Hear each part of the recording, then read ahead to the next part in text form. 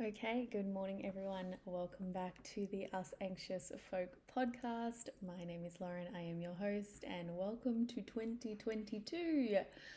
Finally, a new year, although things are still pretty crazy in Australia. I'm sure wherever you are, it's the same thing. But anyway, we just do what we can to get through, right? Today's episode is going to be something that I have not shared before, which is weird because I've been sharing a lot of vulnerable stuff on the internet for at least the last 7 years. And I've spoken about this at length, but I've never actually shared the whole story of it. I am going to be talking about my toilet anxiety story. And there are a lot of places where my toilet anxiety story and my anxiety story intersect and overlap, but there's also a lot of places in which my toilet anxiety story just follows its own direction.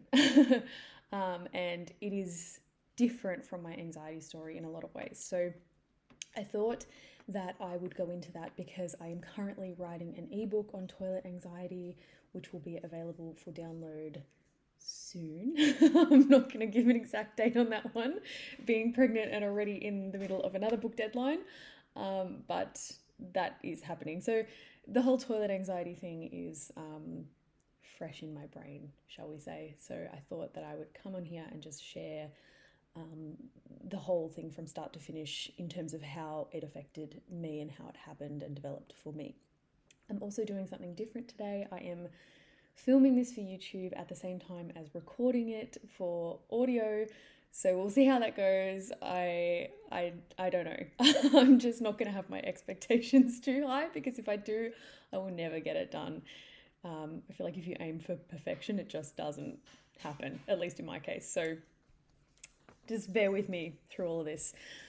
But yeah, so basically, if you've been with me for a while, you'll know that when I say toilet anxiety, what I am basically referring to is the fear of needing to go to the toilet. That's how it manifests for me.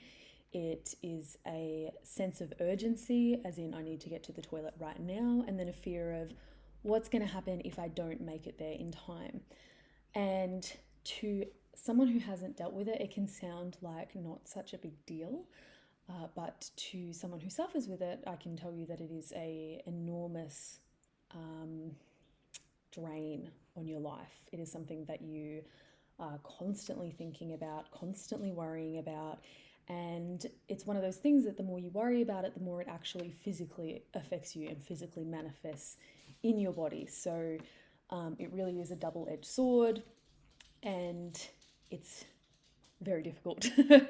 I know that toilet anxiety manifests differently for other people as well.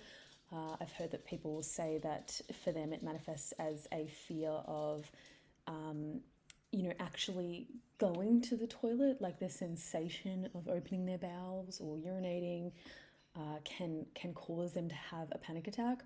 Or a lot of people are also worried about the fear of going to a public toilet or the fear of going to a toilet where someone can hear them. And that obviously can be extreme because then you can't go anywhere at all, really. So, yeah, there's that. But for me, it pretty much strictly manifests as urgency and then the fear of what's going to happen if I don't make it. And it can be for both ones and twos in my case. I am somebody who has a digestive disorder. I have IBS. It's diarrhea prominent. So you can have IBS-C, which is constipation prominent. You can have IBS-D, which is diarrhea prominent, or you can have IBS mixed, which is just a fun mix of them both. But for me, it's definitely diarrhea prominent. I never really deal with constipation.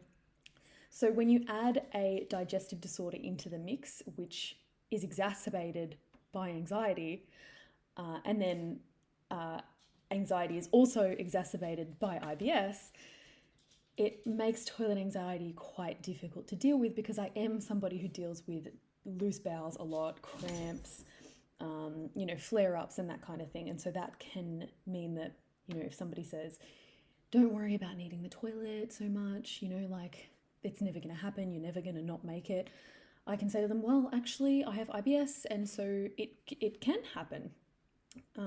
Not that that's a conversation I have. I've never had that conversation with anyone because that would kind of, in a way, just be defending my position, and I don't really feel the need to do that. But yeah, anyway, that was long-winded. So my toilet anxiety story starts around the same time as my anxiety story, but I do want to point out that in my teenage years, I never had... Pig's gonna bark right now. Don't even think about it, pig.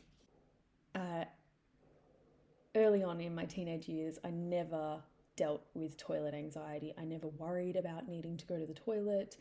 I didn't have IBS back then either.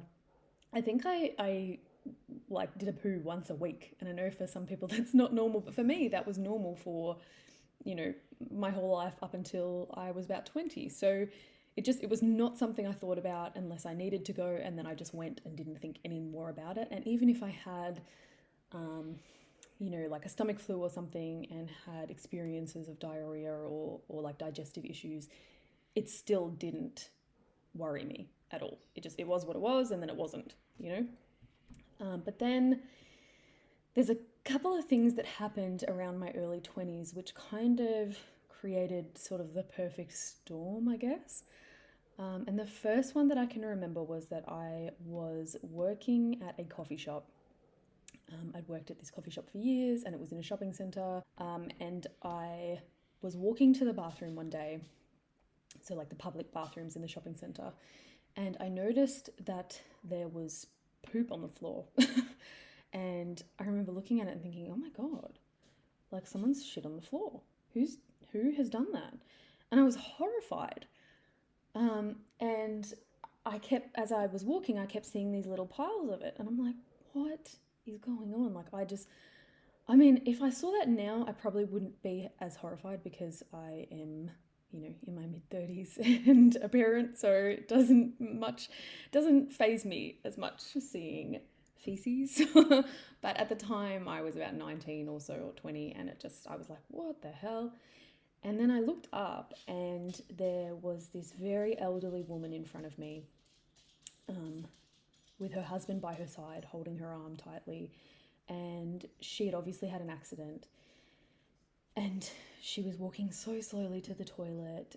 And I just remember my heart breaking and thinking, oh my God. And again, if I saw this now, it wouldn't affect me, and I would probably just offer to help. But at the time, I remember feeling such a strong contrast of emotions. I remember feeling horrified for her and horrified that there was, you know, shit on the ground, but also just absolutely heartbroken and destroyed by how awful that must be for her, and also the love that her husband had and how they were sort of there for each other. And it doesn't seem like something significant, but at the time it really rattled me in this strange way. And then the next thing that happened was that I went on holidays with a friend. We went overseas, and we both really needed to wee one day. We had just come off a train, we really needed to pee, and we were in the city trying to find toilets. We were in Hong Kong, and in Hong Kong it is quite hard to find a toilet, to tell you the truth, a public toilet. Especially when you're in a country where you can't speak the language, it's hard to communicate that you would like to find a public toilet. So we were rushing around the city trying to find a toilet, and it came really close. Like, I very nearly peed myself. And it was the first time that I remember feeling a sense of real panic about not being able to make it to the toilet in time. I had never felt that prior to that day. Even though I'd obviously had times where I really needed to pee and it was a close call getting there. But yeah, just for some reason that day, I just remember feeling terrified that we weren't going to make it to a toilet in time. But we did in the end, and it was the best wee of my life. And then after that, I changed jobs. And when I'd been working at the coffee shop, I had been working very close to home for years. It was like a 5-10 minute drive from home. I knew everyone at the shopping centre. It just was super familiar to me. But I got this new job at a clothing store, which was about 40 minutes away at a different shopping centre. And it was one I'd never been to before. And I'd never driven to before either. And I had only newly got my license. I got my license when I was 21. And I was a really terrible driver, to tell you the truth. I mean, you're supposed to do 120 hours of practice driving before you get your license. I had probably only done about 9 in total, and none of that was driving on a freeway or parking or anything like that. It was literally just driving on straight roads. And when it came to driving, I honestly wasn't confident and I didn't know what I was doing. But so I needed to drive about 40 minutes away. I needed to drive on a busy freeway, through a tunnel, and in a suburb that I wasn't familiar with. And this was back when I used to smoke a lot, like a pack a day, and I also used to drink a lot of coffee. I'm talking like espressos, like multiple espressos a day. And so I would wake up in the morning, I would chain like 4 cigarettes before leaving the house. I would have a coffee, and then I would get in the car and drive to work, and it would be this like wheel gripping drive where I was just terrified. And it's funny looking back on it now, I can see, of course, that would have caused a lot of stress. But at the time I was like, why is this, why am I so anxious right now? It's just a stressful drive. Like, it shouldn't be making me feel anxious. But now when I think about it, I can absolutely see how that would have caused some digestive issues and anxiety issues. But so it was every morning that I was driving to work, and I was just white knuckling my way there. And then the clothing store itself was very, very big. It had 2 really big entrances, and there were a lot of shifts where I was just going to be working on my own because I was a supervisor. And I remember saying to my boss when she was explaining to me, what my responsibilities were, and that I'd be working on my own for like 4 hours at a time. I said to her, so what do I do if I need to go to the bathroom? Not that back then it worried me, but I just asked out of curiosity. And she said, well, she's like, you kind of need to wait for the store to be totally empty, and then you quickly have to close the doors, ring the area manager, let him know that you're going to rush to the toilet, quickly rush to the toilet as fast as you can, rush straight back, unlock the doors, and then ring the area manager again and let him know that you're back. And then, yeah. And I'm like, whoa, that's a lot of work. And she's kind of like, yeah, it's sort of best if you just wait until like the next person comes in, because it's like a lot of hassle trying to close the store. And I'm like, okay, noted. But so of course you combine this early morning drive to work that is full of stress, full of caffeine, full of nicotine. So lots of chemicals swirling around in my body, lots of stress and anxiety swirling around in my body. And then I get to work, and for the first time in my life, the opportunity of going to the toilet whenever I need to go is taken away from me. And again, this is something that you wouldn't think is such a big deal, but it really affected me. It's kind of like putting someone on a restricted diet. Straight away, they want the food that they're not allowed to have. And with me, it was like, as soon as you took away the toilet, I needed the toilet. And so I would start trying to not drink before work. I would spend a lot of time focusing on like, do I need to go to the toilet right now? Trying to like wee it all out before my workday started, and constantly scanning my body for like, do I need to go to the toilet? I have to hold on. Just a lot of stress in that whole area. And then what started to happen was I started to experience my first inklings of IBS. Leave it, pig. Leave it. He saw IBS and he got all intense. I started to have diarrhea pretty frequently. So I would get in the car, would, leave home, get in the car to go to work, and I would suddenly be overcome with the urgency to go to the toilet. And so in some cases, I would be close enough to home to drive back home, and I would sit on the toilet and have diarrhea. And then I would drive to work as quickly and as stressfully as I could. And then I would get there and I would need to go to the toilet again. And it was just like I just suddenly, my bowels were just controlling my life.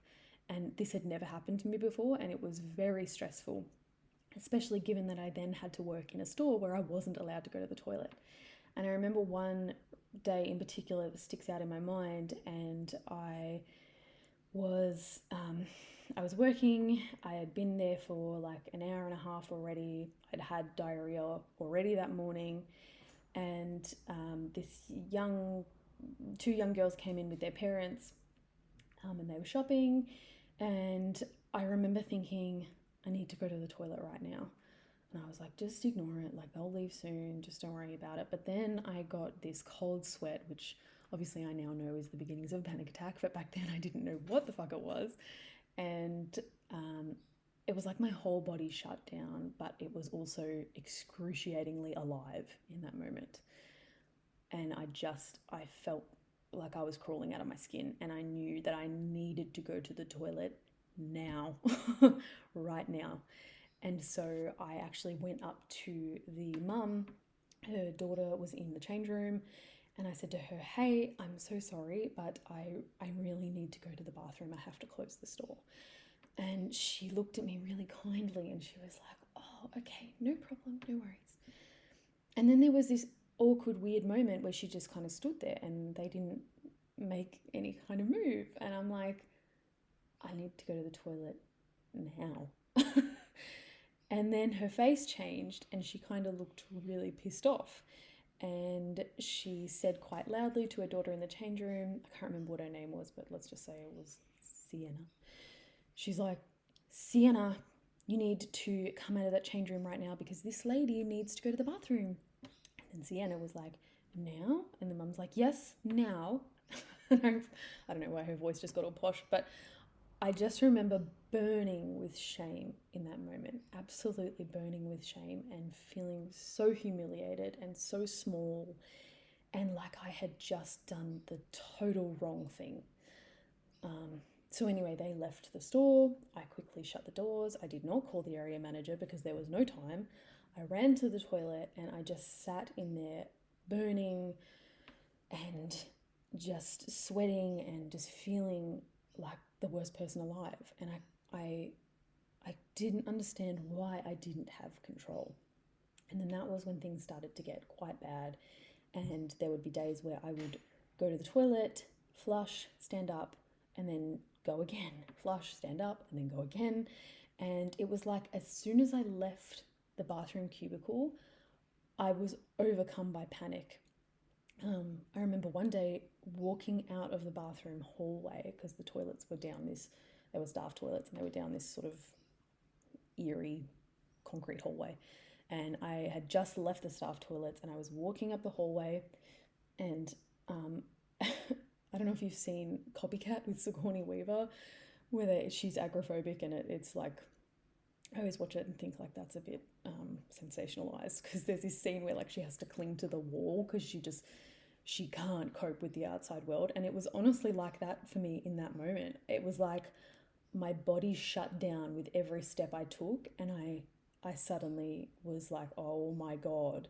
And I grabbed the wall and I turned around and I shuttled back to the toilet as quick as I could because that was the only place where I felt safe. Conversely though, it was also the only place where I felt completely trapped because I just couldn't seem to get out of there. So around this time, I started taking a lot of Imodium to try and control my bowels while I was at work. Like I said, I was constantly scanning my body for, do I need to go to the toilet? I was constantly having diarrhea and cramps and pain and all that kind of thing. And I started going to the doctor and saying, there's something wrong with my bowels. I didn't talk about the fear of needing to go to the toilet because I was so ashamed about that. But what I did say to them was, I am constantly having diarrhea. There's something going on. So I started doing different diets and, cutting out gluten and doing blood tests and those kind of invasive things. I felt a little bit better from cutting out gluten. I felt a little bit better from using probiotics. Like there were things that sort of seemed to help, but then ultimately I was still under this intense stress of constantly thinking about needing the bathroom, and it really, really starting to impact my life.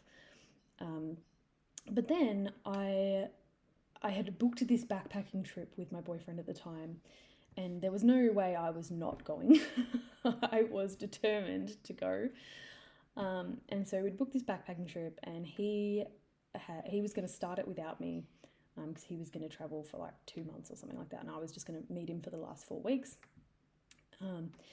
So he left, and I was living on my own for a bit, and then I flew to Thailand? I can't remember. I think Thailand. I flew there on my own, and I was actually really wonderful on the flight there on my own. I was worried about how I was going to go, but I was great. I did really well. I surprised myself, and we even had a stopover in Brunei, and yeah, I was okay. And I'd lost a lot of weight at this point as well. And I liked to tell myself that it was because I was trying to get shredded for Thailand and I was trying to get like this Thailand bikini body, but it was also just the absolute stress that I was going through, and trying to not eat so that I wouldn't need to poo. And yeah, so I'd lost a lot of weight, and I got there and had a happy night with my boyfriend. We were excited to see each other. He was like, I can't believe how different you look and how much weight you've lost. And then the next day, it was like all my confidence just shattered because suddenly I could not leave the hotel room. I needed the bathroom urgently again. And then the whole trip, so we were backpacking around. We went to lots and lots of different places. We were staying at different hostels every night, and it wasn't like these places were booked in advance. Like we were just sort of winging it and trying to find somewhere on the day to stay that night. And it became really impossible for us to move around because the more we moved around, the more sick I got and the more scared I got. And still at this point, we didn't think it was anxiety. We thought it was something to do with my stomach because that's how it seemed to manifest. It seemed to be that I always needed the bathroom, and I always had diarrhea. And so my panic attacks got so bad over there. So bad. In saying that, didn't know they were panic attacks. Thought they were IBS attacks. But yeah, it got so bad. And I remember the drive to the airport from the last place that we stayed. It was about a 45, no, actually it was probably like an hour and a half drive, because we were staying in this remote part of wherever we were, and the airport was ages away. And so the only way that we could get to the airport was there was this, it was called a shuttle bus, but really it was a ute. It was this shuttle bus that went around to the different hotels and picked lots of people up and then drove on to the airport. And we were literally sitting in the back tray of this beat up ute. And so it picked us up first. And then it went around to all these other hostels and hotels and resorts and picked people up. And then started the drive to the airport. And by the time we started driving to the airport, we'd already been in the back of that ute for what seemed like forever. And I had taken Imodium, but it just, Imodium doesn't stop the panic. And so I started to get really stressed out about needing to go to the bathroom. And I remember just trying to hold on, spent so long just sweating and worrying and fighting with myself and just with so much tension in my body. And then there was this stop that was about 20 minutes before the airport, I want to say, where we actually dropped a couple off at a different resort. I don't know why. But so they were just supposed to get out of the car, get out of the tray of the ute, I should say, grab their bags and just go. And then we were going to go. But as soon as they got out, I was like, I'm so sorry, I have to go to the bathroom right now. And I actually remember holding my stomach at the time and trying to kind of pretend that I was pregnant, because maybe if people thought that I was pregnant, they would be like, oh, of course she needs to go to the bathroom. This was how much I thought about this stuff. And anyway, so I ran inside and I used the bathroom at the resort. And I remember just not being able to leave. I was sitting on that toilet and I just couldn't get up off the toilet. I could not get back in that ute. And I was burning and itching because I remember thinking, oh my God, these people are probably thinking, what the fuck is this girl doing? Why is she taking so long? We're going to miss our flight. Just knowing that there were all these people waiting for me and I could not leave. And I'm like, how long have I been sitting here? Like, I felt so humiliated and so ashamed. And I don't know how long it was, but eventually I went back to the ute and I remember people looking at me with their eyes just so wide, like, fuck you.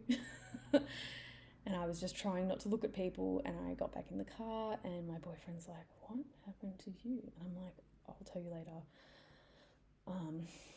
I was just humiliated. We got to the airport and then I just fell apart.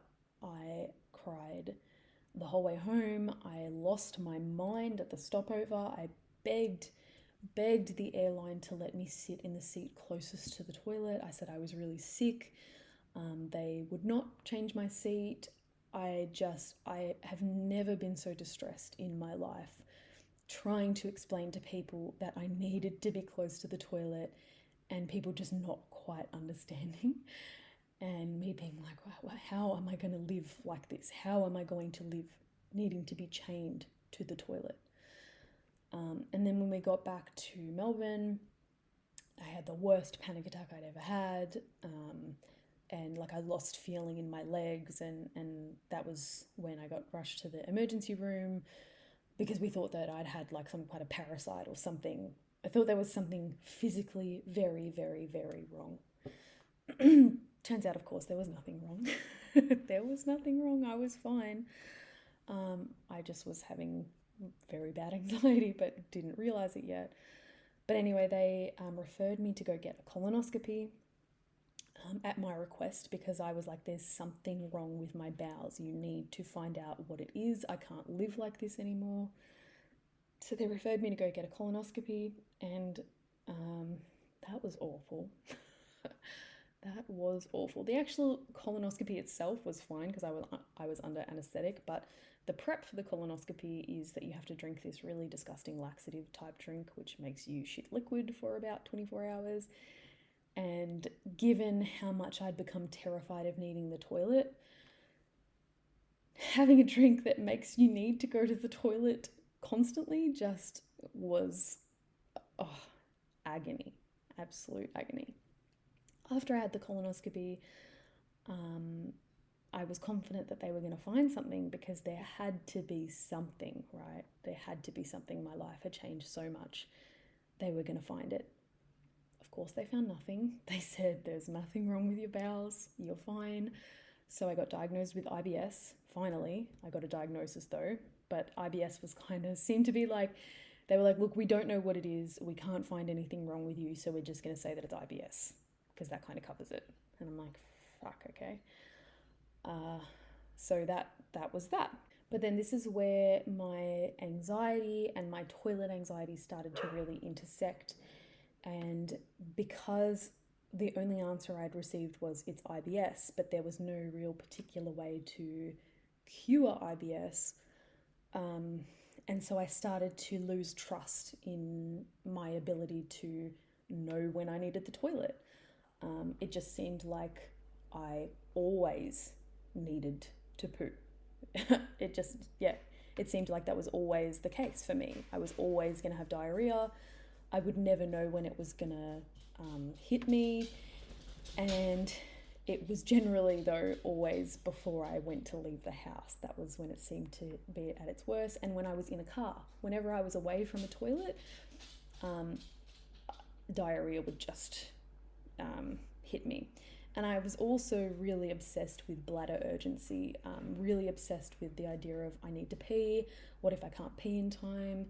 And I have to say, I think I was so both disconnected and overconnected to my lower half.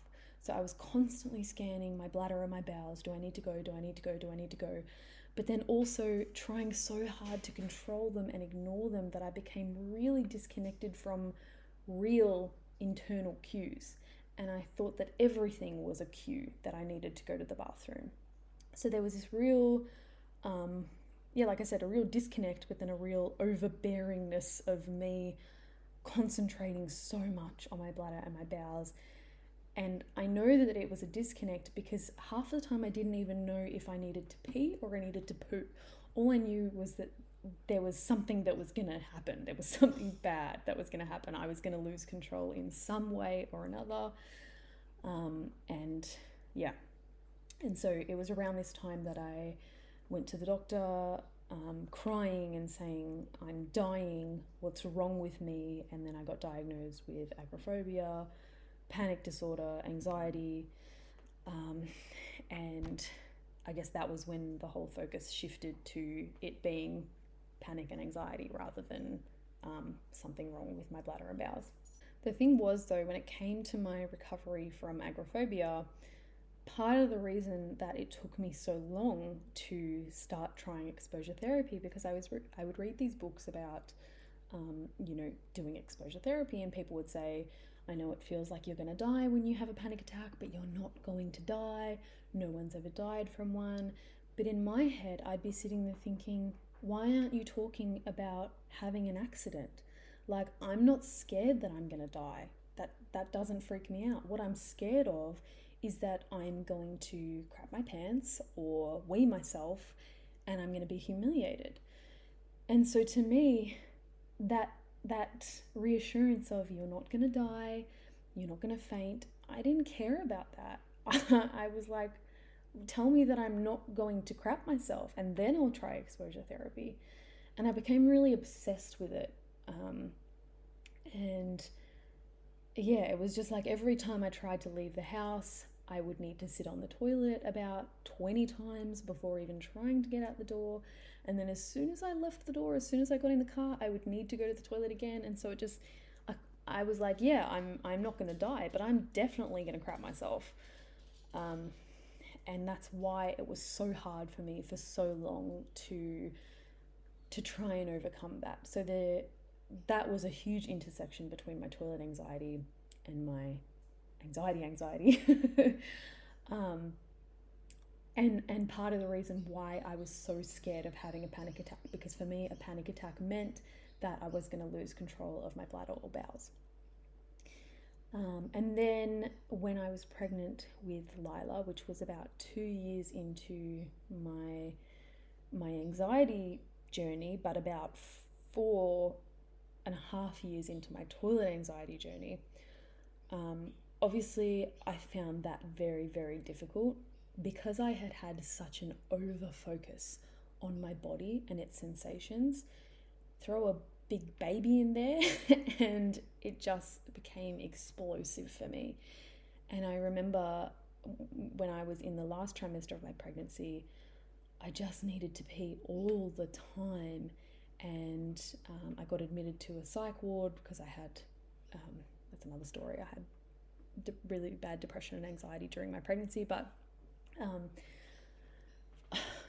I would go to the classes when I was in the psychiatric unit. They would run these like mindfulness classes and things like that, CBT type classes that we had to go to.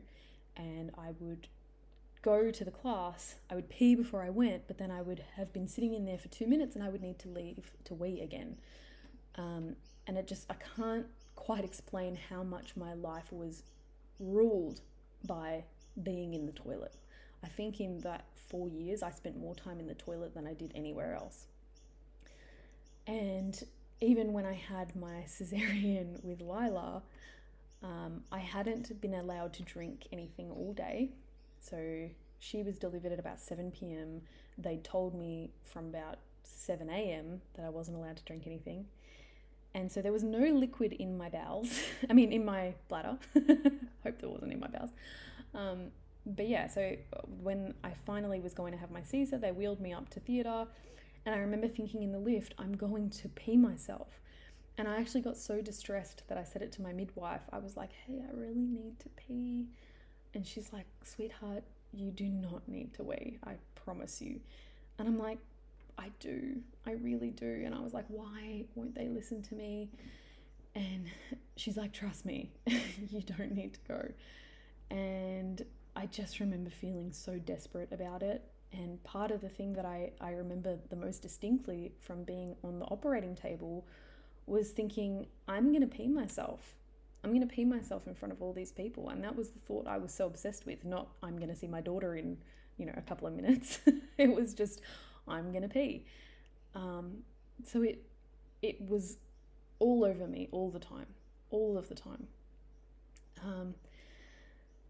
In saying that though, I don't want to put anyone off pregnancy if they happen to have toilet anxiety, because as you guys might know, I am in my 3rd trimester now with my 2nd pregnancy, and my experience has been totally different. I'm not worried about needing the toilet. Even though I have a lot of pressure on my bladder and I do need to wee a lot, it's just not a big deal, and I certainly don't need to wee as much as I did back then. It's not an issue for me now, whereas back then it was horrendous. And I'm trying to think of where I went from there. I guess it was when I started doing exposure therapy for my agoraphobia that I finally started to challenge my toilet anxiety. And so, I would take myself for walks and I would see how far I could get out of the house, just like how I recovered from agoraphobia, basically. But in doing that, I was also seeing how long I could go without going to the toilet. And I used to wear pads just in case I weed myself. I used to have sweaters tied around my waist all the time in case I shit myself, and that way, I would at least be able to sort of cover it. I used to take more items out in the pram for me than for Lila, because I needed extra pads, I needed baby wipes, I needed a towel, I needed a spare change of pants.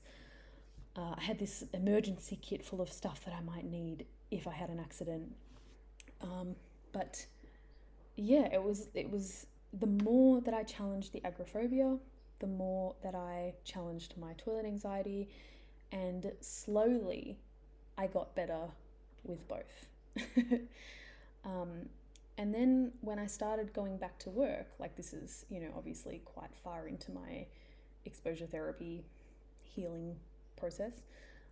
When I started going back to work, I worked in a job where I had access to the toilet all the time. I work in a department store, and obviously because there's so many people working at any one time, it's like if you need to go to the toilet, you just go.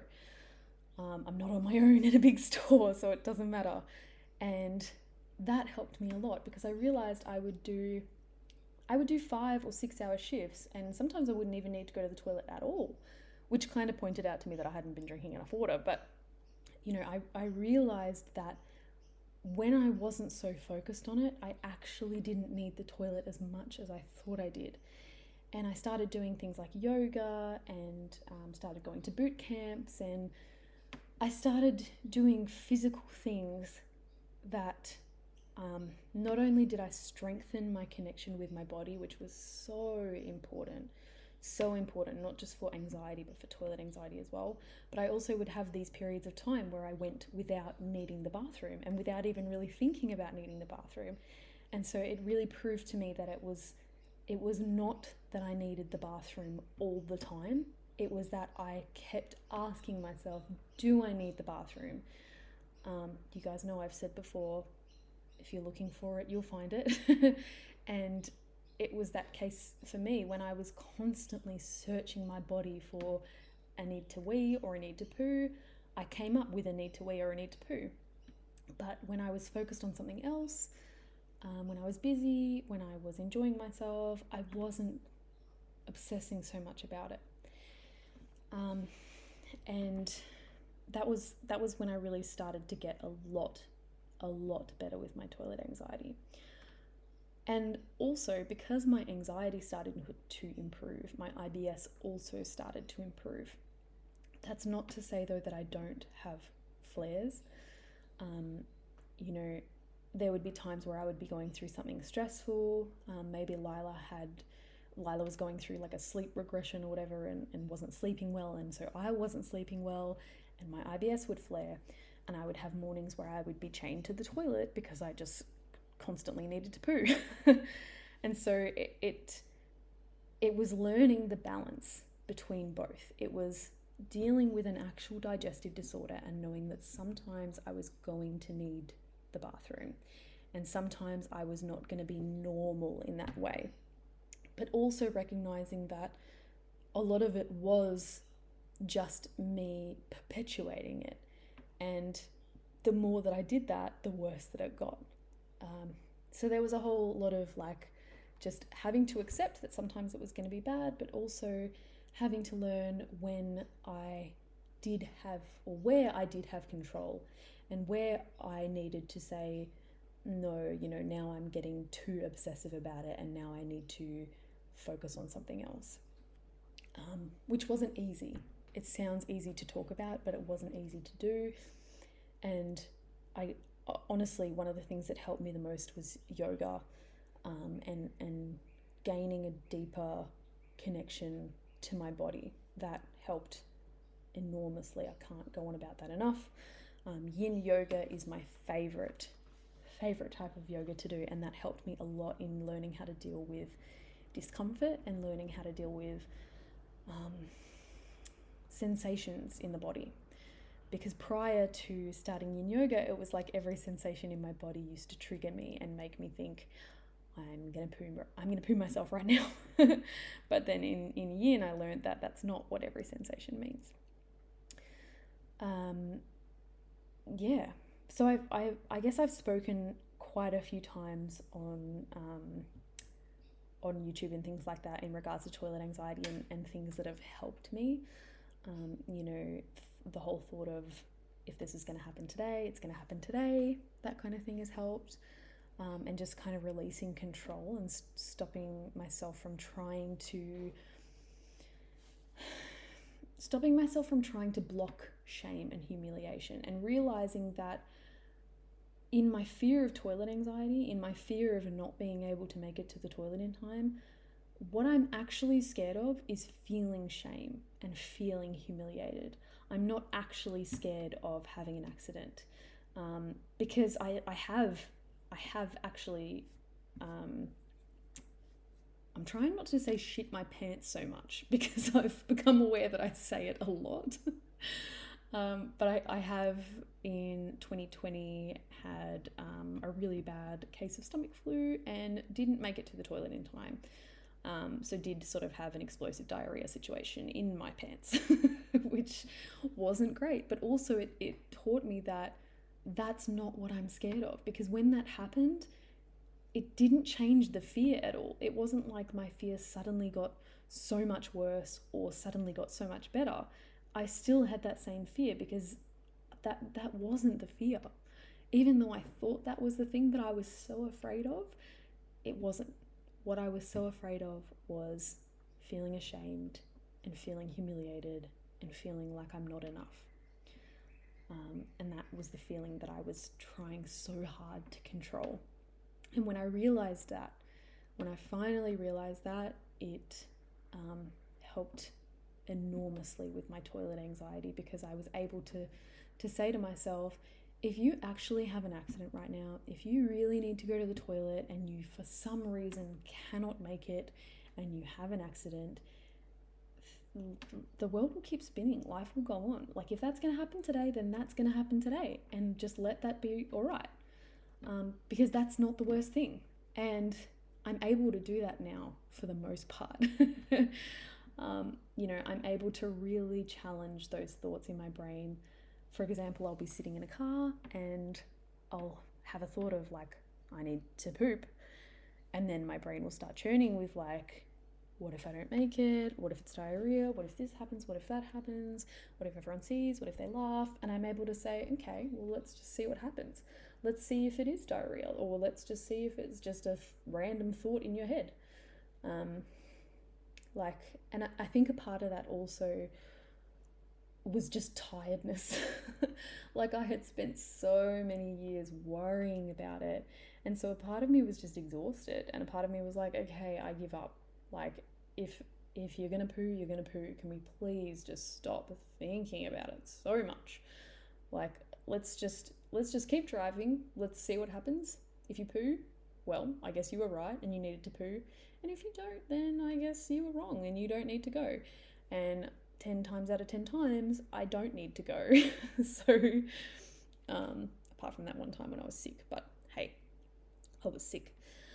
So yeah, it's been an interesting journey for me of learning how to relinquish control, but also learning how to soothe myself and nurture myself and allow myself the space to feel scared without berating myself for feeling scared. That's been a huge one. And I have to say, the other biggest thing about toilet anxiety was when I filmed that toilet anxiety video, that first video, and put it on YouTube, thinking, oh my God, am I really going to be the person who puts a video on YouTube of me talking about the fear of needing the toilet? And so to dull it down a bit, to make it less embarrassing, I didn't talk so much about the fear of needing to poo. I just mostly spoke about the fear of needing to wee, because that felt less embarrassing. But then the response I got from people saying, this is me, this is exactly what I go through. How do I fix this? I thought I was the only one. No one talks about this. And I felt kind of vindicated. I was like, oh my God, like, no one is talking about this, but people do go through it. It's not just me. I'm not a freak. I'm not a weirdo. And then it's kind of spurred me on to start dipping my toe in the water and talking about it a bit more openly. And then I made the second toilet anxiety video. And I will say, there was a lot of me that felt scared, especially because between the first toilet anxiety video and the second toilet anxiety video, my relationship fell apart. I started dating again, and I did not want someone dating me to somehow come across me on YouTube talking about the fear of needing a toilet. I was like, I'm not going to be that person. So I was very careful about what I said and how much I said. But then, Anthony has just been such a huge support to me, and it's been a lesson for me in letting go, but he has been just so upfront and so just accepting of everything. So I finally felt safe to say, okay, this is a part of who I am, or a part of who I've been. This is one of my big fears, and let's open this fear up for everyone to see, because maybe other people with the same fear won't feel so alone. And I have connected with the most beautiful people over this. Patrick Donovan, Alex, Farah, I'm going to butcher his last name, Farah, I'm so sorry, Alex.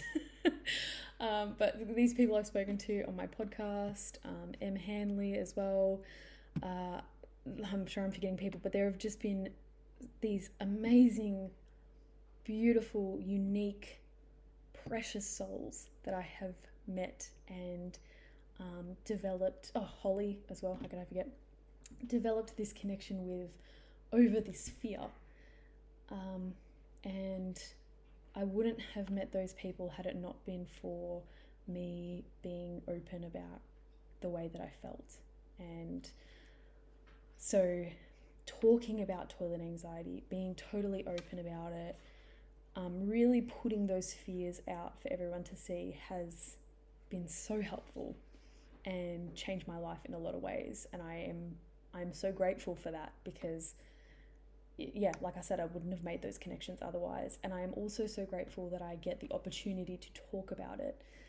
I hope that it can be something that I bring more awareness to, even though sometimes it's really hard for me to bring awareness to it, because I don't want to be the person who constantly talks about the fear of needing to poo, because, especially for where I am in my life now, it doesn't really affect me that much. Sometimes it does if I'm in a bad place. I know last year when the COVID-19 pandemic really, like when Melbourne was in lockdown for fucking ages, it really affected me.